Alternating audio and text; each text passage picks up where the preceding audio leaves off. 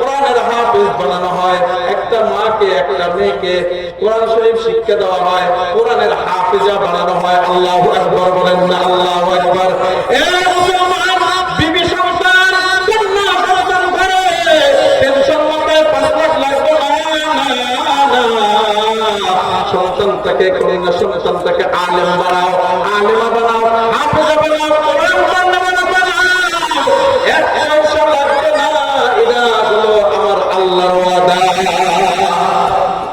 ঠিক না? ঠিক ঠিক। এটা আল্লাহর ওয়াদা। তোমার কন্যা সন্তানটা দেখতে একটু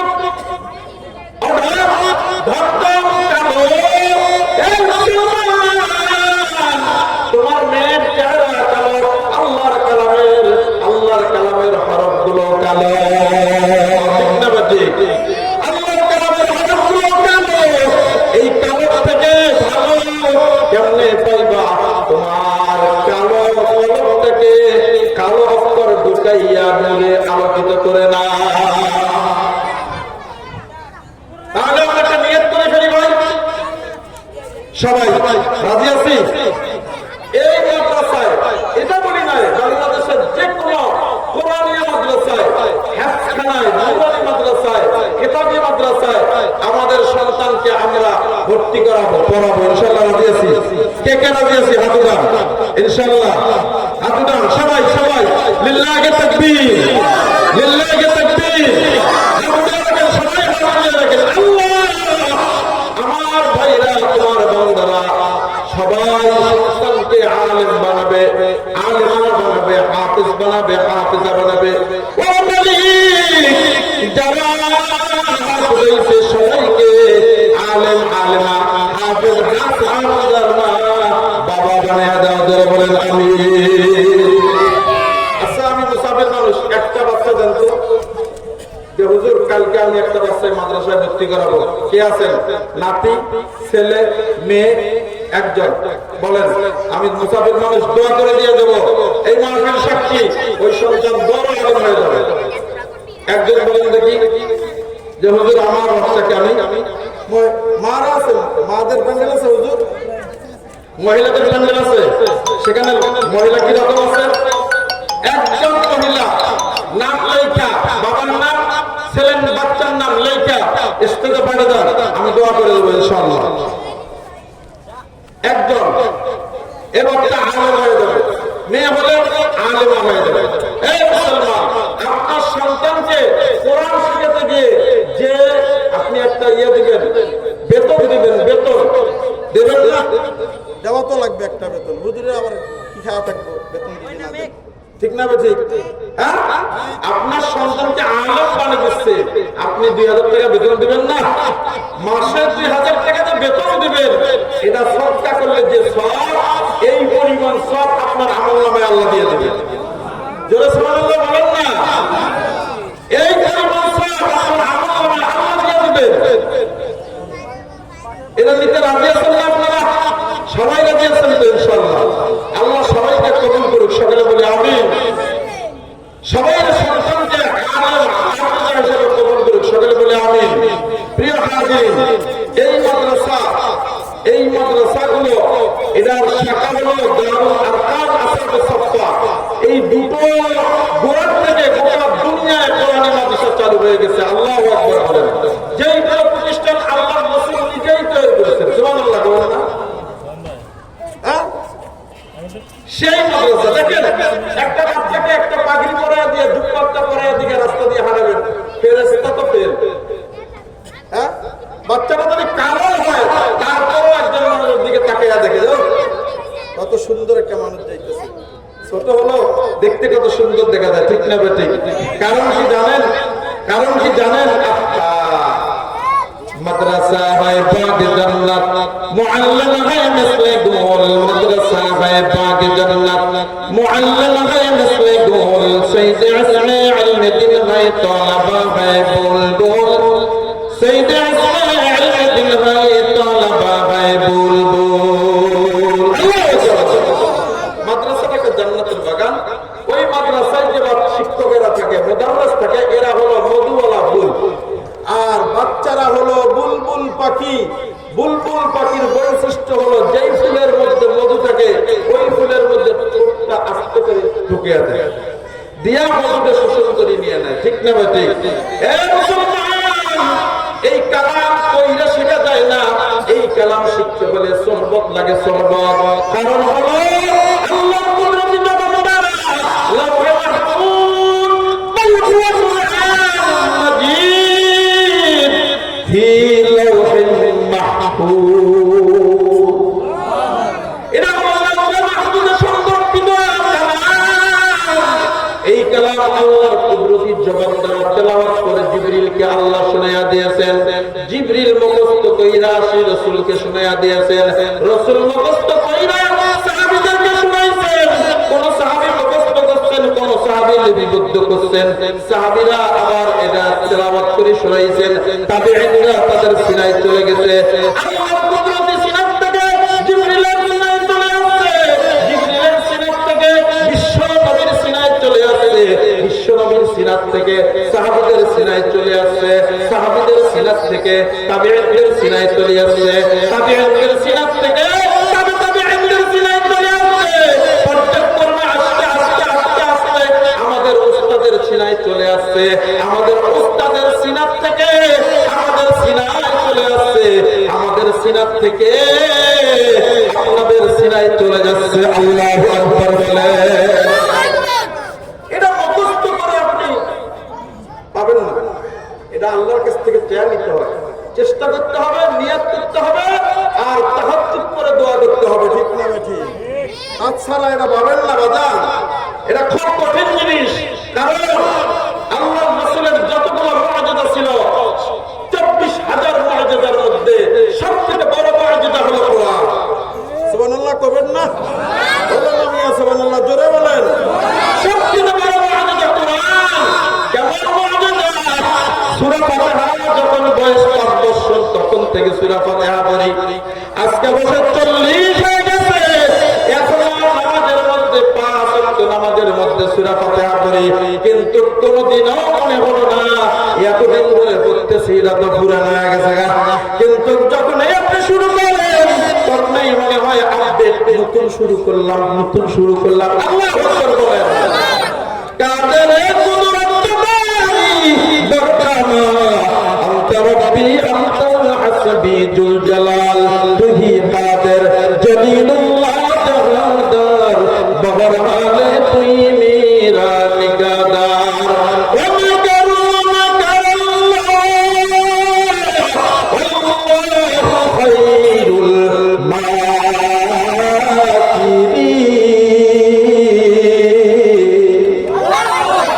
এটা আল্লাহর কুদরত,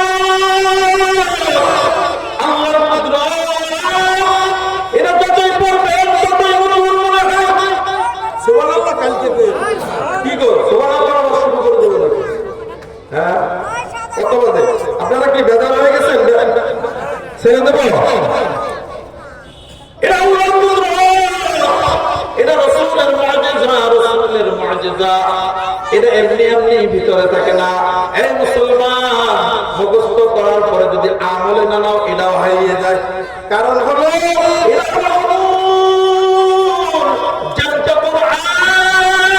এই এটা কিন্তু কোরআন নয়। বদমাশ এই ভণ্ড দেওয়ানবাগী বলেছিল কোরআন তো জিন্দা না, মৃত্যু না। না না, কোরআন তো হলো জিন্দা, কোরআন জিন্দা। যেখানেই পড়বেন নতুন আপডেট মনে হয়, নতুন আপডেট। ইয়াসিন সূরা যেদিন শিখছি উস্তাদ বলে দিছে ইয়াসিন সূরা কোরআন, ইয়াসিন সূরা আমল করবা।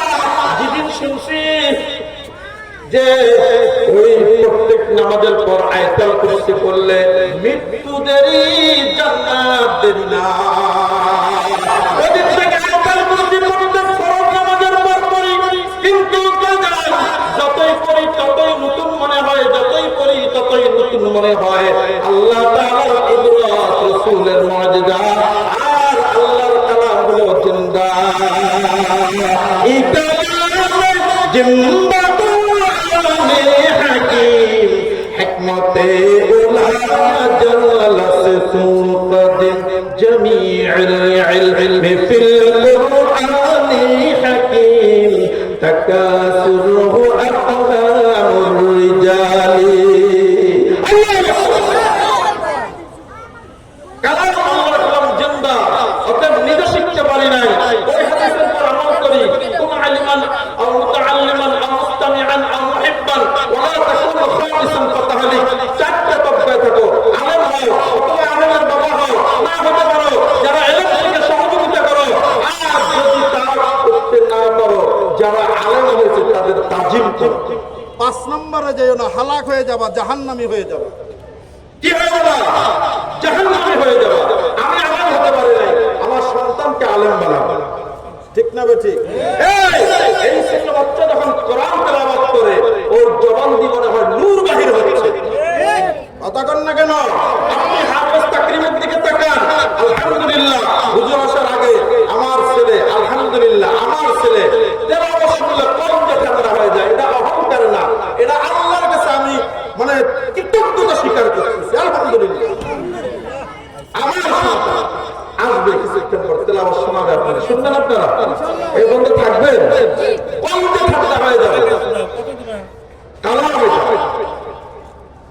এজন্য এই কালামটা শিখতে এই সন্তান কখনো পিতামাতার সাথে বেয়াদবি করবে না। আমার সন্তানের বয়স প্রায় 22 বছর, আজ অবধি পায়ের দিকে তাকে কথা বলে, চোখের দিকে তাকানোর সাহস নাই। ইচ্ছা করলে তাকাইতে তার কোনো ব্যাপার নাকি? 22 বছর বয়স, তার রক্ত টকবক টকবক করে, ঠিক না ঠিক? কিন্তু না, এরকম বানাই নাই।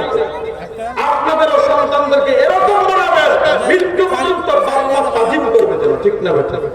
যদি না করে জাহান্নাম, না করলে কি? এই তোমার জন্মের শুরু থেকে নিয়ে যখন তুমি স্বাভাবিক হয়ে গেছো, বুঝো এখন থেকে নিয়ে তার মানে হলো 10 থেকে 12 বছর বয়স হয়ে গেছে। আল্লাহর গোলামি করতে হবে, শুধু আল্লাহর গোলামি নয়, আল্লাহর গোলামির পরেই তোমার তাজিম করতে হবে মা বাবা, ঠিক না বেঠিক? অকদারুকা আল্লাহ তা'বুদু ইল্লা ইয়্যাহু ওয়া বিল ওয়ালিদাইনি ইহসান। মা বাবার তাজিম করো, মা বাবার খেদমত করো, মা বাবার সম্মান করো, মা বাবার কদর করো। আল্লাহ রাসূল বলে হুমা জান্নাতুকা ওয়া নারুকা। দুনিয়ার জমিনের মধ্যে জান্নাতটা রয়ে গেছে, যদি পারো জান্নাতটা দলিল করে না। জান্নাত দলিল করতে হলে কোথায়? মা বাবার তাজিম করো, মা বাবার তাজিম। আর যদি মা বাবার তাজিম না করো, যত আল্লাহর গোলামি করো না কেন, কোনো দাম নাই। আল্লাহ কয় আমার গোলামি করে মা বাবার তাজিম করে না, 4 পয়সার দাম নাই। মা বাবার তাজিম করে আমার গোলামি করে না, 4 পয়সার দাম নাই। তাহলে কি করতে হবে? মা আল্লাহর গোলামি করতে হবে, মা বাবার তাজিম করতে হবে। মা বড় ধন, বাবা বড় ধন। এই বাজার যদি একটা নজর তাকাও, এটাই আমার দুঃখিনী মা, এটাই আমার দুঃখিনী মা। 10 মাস 10 দিন যেই মা আমাকে পেটে ধারণ করে রেখেছে, তখন আমি দুনিয়ায় আসলাম, মা আমাকে ভূমিষ্ঠ কইরা দুনিয়া দেখাইলো। এই হলো সেই মা, যেই মা 2টি বছর 2.5 বছর দুগ্ধ পান করলাম। দুগ্ধ পান করার পরে আস্তে আস্তে আমি শক্ত খানা খাওয়া শিখলাম। এই সেই মা, যেই মা শীতের কনকনে শীতের ভিতরে আমার মা আমাকে শুকনো জায়গায় রাখে, ডান দিকে শোয়াইছে, প্রস্রাব করে দিয়েছি ভিজে গেছে, বাম দিকে নিয়েছে, প্রস্রাব করে দিয়েছি ভিজে গেছে। মা এবার মুখে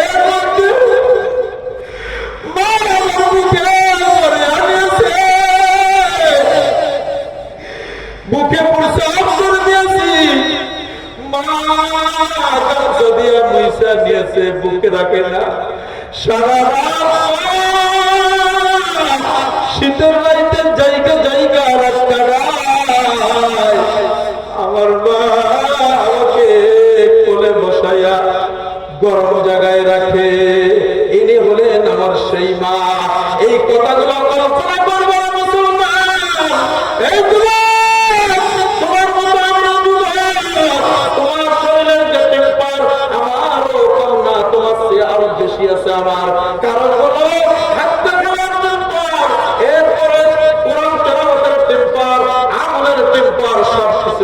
চেয়েও বেশি টেম্পার আমার আছে, ঠিক না ঠিক? কিন্তু সন্তান মার দিকে বাবার দিকে খারাপ নজরে তাকাইবা না।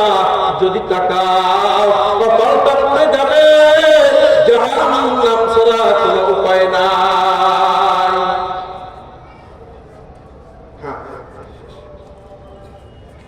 প্রিয় হাজিরিন, এজন্য মা বাবার তাজিম করতে হবে।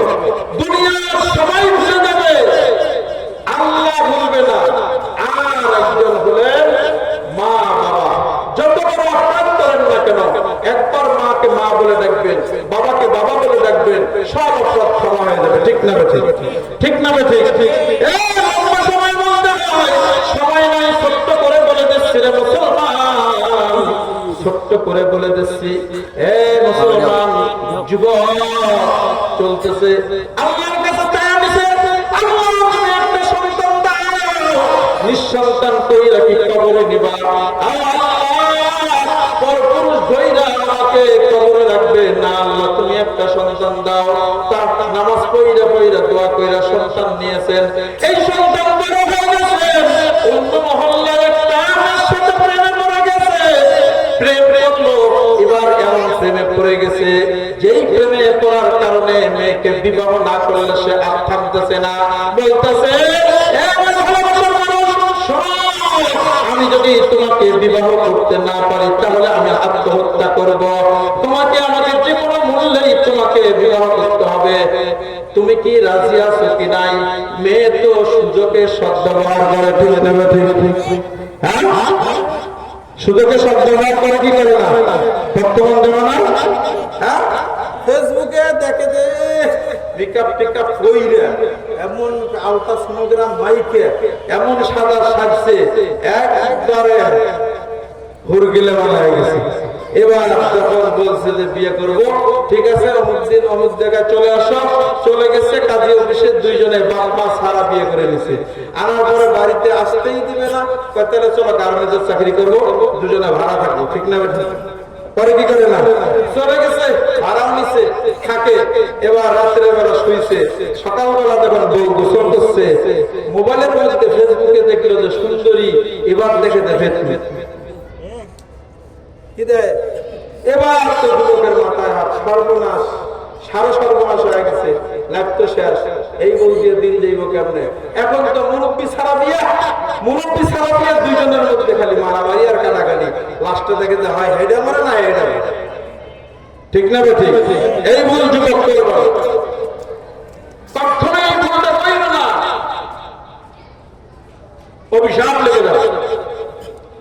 যুবক মেয়েকে যখন প্রস্তাব দিলাম না, রাজি হয়ে গেল, বলল আমার দুইটা শর্ত আছে, যদি রাজি হলো তাহলে বিবাহ হবে। বলো কি শর্ত? এক নম্বর শর্ত হলো জীবনেও কোনোদিন মা বাবার কাছে যাইতে পারবে না। দ্বিতীয় নম্বর শর্ত আমার বাড়িতে থাকতে হবে, যা ইনকাম করবো সব আমার কাছে দিতে হবে, মা বাবার খবর নিতে পারবে না। যুবক রাজি হয়ে গেলেন, চলতেছে, বিয়ে হয়ে গেল, দিন যাইতেছে, দিন যাইতেছে, সুন্দর দিন যাইতেছে, 12 বছর সংসার করার পর এবার আল্লাহ ছাড়ে না, ছাড়ে না, ঝাড় দেয়, ছেড়ে দেয় না, ঠিক নেবে ঠিক? আল্লাহ বাজার হয়ে গেছে, যুবকের শরীরের মধ্যে বিশাল বড় রোগ হয়ে গেছে, পুরো শরীরের মধ্যে পছন্দ ধরে গেছে, পছন্দ ধরে গেছে, এমন পছন্দ হচ্ছে পুরুষাঙ্গ কাইটা ফেলাইছে। বিবির স্বামীর যদি পুরুষাঙ্গ না থাকে, ওই বিবি কি স্বামীকে ঘরে রাখবেনি? ঘরে রাখে না, ঘর থেকে বাড়ি করে দিয়েছেন, বাইরে চলে আসছে, কোথায় যাবে? কোন জায়গায় যাইবে রাস্তা খুঁজে পায় না, কই যাব, কি করলাম? 12 বছর যার জন্য জীবন দিয়ে দিলাম, এত মেহনত করে কাজ করলাম, টাকা পয়সা সব দিলাম, আজকে আমাকে বাড়ির থেকে তাড়িয়ে দিল, কোথায় কি করব, কোথায় যাব?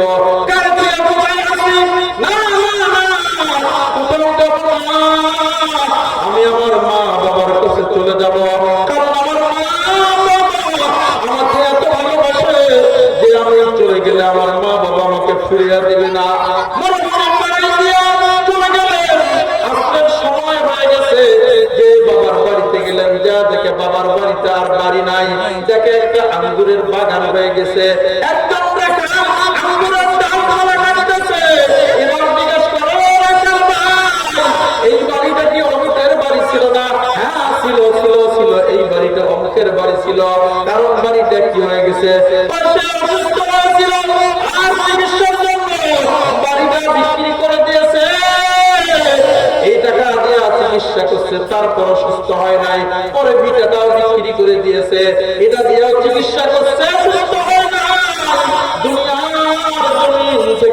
বিদায় হয়ে কবরের জগতে চলে গেছে।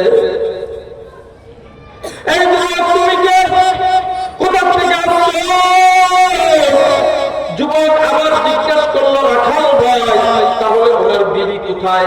ওনার বিবি হলো ওই যে বাড়িটা দেখা যায়, ওই বাড়ির পিছনে যে জঙ্গলটা আছে, জঙ্গলের মাঝখানে ছোট্ট একটা ঝুপড়ি ঘর আছে, খেলকুটা দিয়ে একটা ঝুপড়ি ঘর, ওই ঘরের মধ্যে ওনার বিবি ওখানেই থাকে, দিনের বেলা ভিক্ষা করে, আর রাতের বেলায় ওই ঘরের ভিতরে বৈশা বৈশা গুনগুন করে কান্দে আর বলে আল্লাহ ভিটা কেড়ে নিয়েছো, স্বামী কেড়ে নিয়েছো, অন্যের ভিটায় টাকা দিয়েছো আল্লাহ,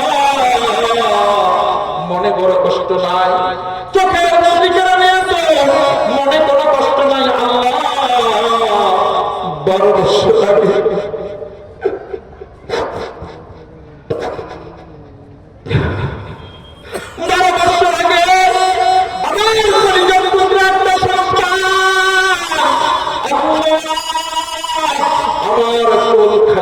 চলে গেছে আল্লাহ, স্বামী দুনিয়ার থেকে বিদায় হয়েছে, কবে যেন মরে যায় না মালিক, পরপুরুষ ধৈরা আমাকে কবরস্থ করবে এটা আমি মানতে পারতেছি না। 12 বছর আগে যে সন্তানটা কোল থেকে হারিয়ে গেছে রে মালিক, এই সন্তানটা আমার কোলে ফিরিয়ে দাও।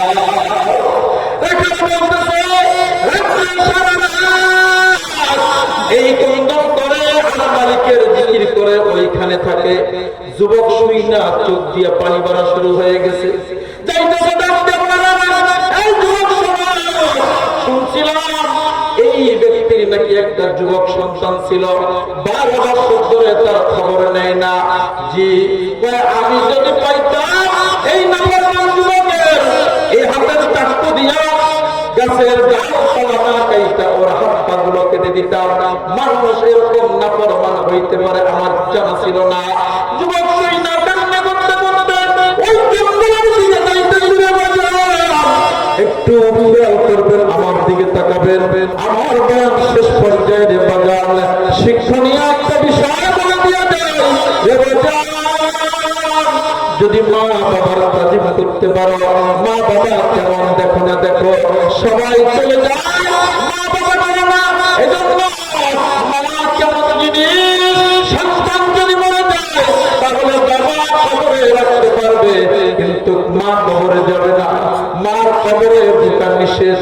কারণ কি মা যদি সন্তানকে নিজ হাতে কবরস্থ করতে যায়, মা সন্তান একই কবরে সন্তানের সাথে মা শুয়ে পড়বে। ইনি বলেন মা, ঠিক না বলছি? এবার আস্তে আস্তে করে ঝুপড়ি ঘরের ভিতরে চলে গেছেন। যাওয়ার পরে এবার বলতেছে, দাঁড়িয়ে আছে চুপ করে, সূর্যটা অস্ত যাবে যাবে ভাব। বৃদ্ধা মা চলে আসলেন, ঝুপড়ির ভিতরে ঢুকে গেলেন, আর এক বোতল পানি নিয়ে চলে আসলেন, উজু কইরা আবার ঢুকে গেলেন। এবার নামাজ কইরা দোয়া পড়ে বলতেছে, মালিক ওরে মালিক, ভিটা কেড়ে নিয়েছো দুঃখ নাই, স্বামী কেড়ে নিয়েছো দুঃখ নাই, চোখের জ্যোতি কেড়ে নিয়েছো দুঃখ নাই। ও মালিক তবে যেন মালাকুল মউত চলে আসে, অন্যতম পুরুষ আমাকে দেয় না, কবরস্থ করবে রে মালিক, এটা আমার সহ্য হয় না। আমার 12 বছর আগে কোল থেকে যেই সন্তানটা চলে গেছে, ও মালিক সন্তানটা আমার কাছে ফিরিয়ে দাও, দাও দাও দাও দাও, কেন দিব না? তুমি তো বলছো দিয়া দাও, আমার সন্তানটা দাও। বলতে দেরি, সন্তানটা ঝুপড়ির দরজা দিয়ে ঢুইকা মাকে জড়াইয়া ধরিয়া বলতেছে, মা তোমার দোয়া আল্লাহ কবুল করেছে, তোমার সন্তানকে তোমার কোলে আল্লাহ ফিরিয়ে দিয়েছে গো মা। মা ডাকতে বলতেছে, সন্তান ছোটবেলায় কত করে হাতের উপর দিতাম, ছোট নরম নরম গালে চুমা দিতাম, তোর পাপড়ি মার্কা ঠোঁটগুলোতে চুমা দিতাম, এখন তোর চোখ তো হারিয়ে ফেলছি, তুই আমার কথা দে, আমার তুই কোথাও যাবি না। আমি তো ভিক্ষা করি না মানুষ, আমার তুই যাই না কোথাও। সন্তান দরকার বলতেছে মা আমার কোথাও যাবো না। ইনি বলেন মা মুআজ্জাজ হাজিরিন, সর্বশেষ এই মা বাবার জন্য অনেকের মা বাবা কবরে চলে গেছে, গেছে কি যায় না? হ্যাঁ, মা বাবার জন্য একজন ব্যক্তি, আমি মুসাফির মানুষ, দোয়া করে দেব, একজন ব্যক্তি এই মাদ্রাসার জন্য হাত পাখা বলো জিন্দাবাদ, হাত পাখা